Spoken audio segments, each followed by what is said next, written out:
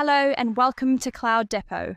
I'm Kate and I'm going to talk you through how to quickly and easily onboard your customer into Cloud Depot RPS.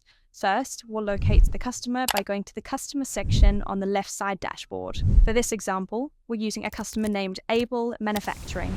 Click on the company you'd like to onboard and then click View Customer Details. At the top of the customer card, you'll see two buttons, Copy Onboarding Link and Email Onboarding Welcome. Clicking Copy Onboarding Link will copy the customer's unique onboarding URL to your clipboard. You can then draft an email and include the link to your customer. Please note that this link does have an expiry, and if your customer does not use it within the time period, a new link will have to be sent.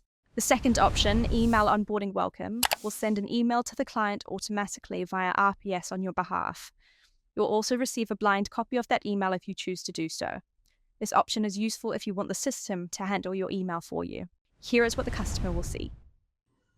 To preview or edit the onboarding email template, in the main menu, go to Configuration, click on Email Templates, then find the onboarding welcome email.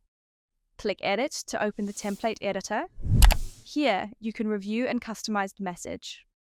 Just be sure to include the Welcome Online Link merge field so the client receives their personalized onboarding link.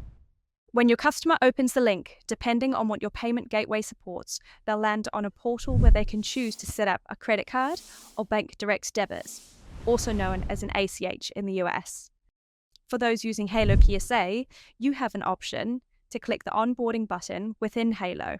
This sends the onboarding email to the customer via RPS. If you prefer not to accept credit cards, Cloud Depot RPS allows you to offer only direct debit or ACH as payment options in the customer portal.